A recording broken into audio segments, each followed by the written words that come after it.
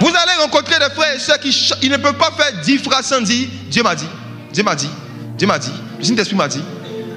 Tu l'appelles, allô, ça va? Oui, ça va, Dieu m'a dit que j'allais m'appeler.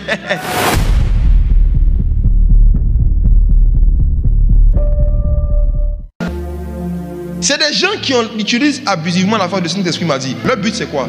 C'est de vous impressionner, de vous donner l'impression qu'ils entendent plus la voix de Dieu que vous. Donc troisièmement, tous les conseils qu'ils vont vous donner, ou tout ce qu'ils vont vous dire de faire, vous devez faire parce que c'est le Saint-Esprit qui a dit.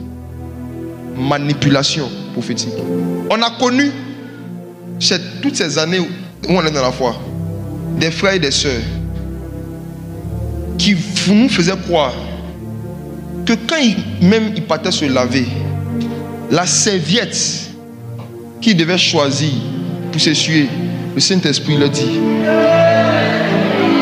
Quand ils rentrent dans la douche, il y a beaucoup de savon. Lequel savon choisir qui est dans la volonté de Dieu? Il rentre dans la douche, oh Saint-Esprit, avec quoi dois-je me laver? Et puis Saint-Esprit dit, savon bleu, ma fille, savon bleu.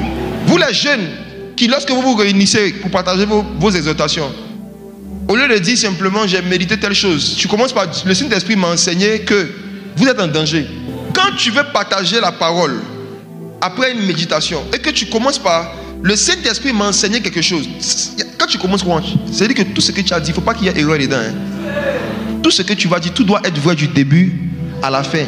Parce que si jamais, dans ce que tu vas commencer à dire, il y a des imperfections ou il y a des erreurs, c'est le Saint-Esprit qui a menti.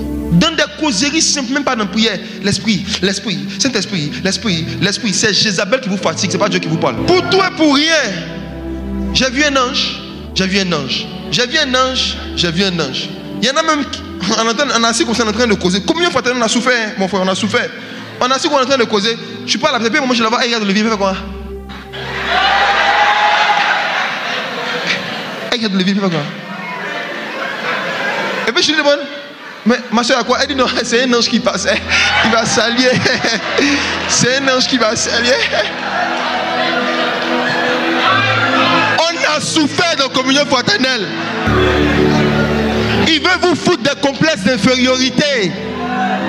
Vous allez dire, est-ce que moi-même j'ai une relation avec Dieu? Au lieu que ça t'encourage dans la foi, ça décourage ta foi. En fait, le message que dans la causerie simple, on dit, on est venu souvent, on est venu manger à locaux par exemple, on est venu pour manger à locaux. On sert à locaux.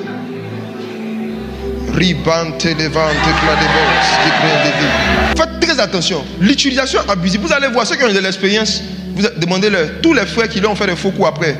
Ce sont les gens qui avaient l'habitude de dire Dieu m'a dit, Dieu m'a enseigné que, le Saint-Esprit m'a dit, le Saint-Esprit m'a dit, Dieu m'a enseigné que. C'est une technique de manipulation, c'est une technique de manipulation, c'est une technique de manipulation.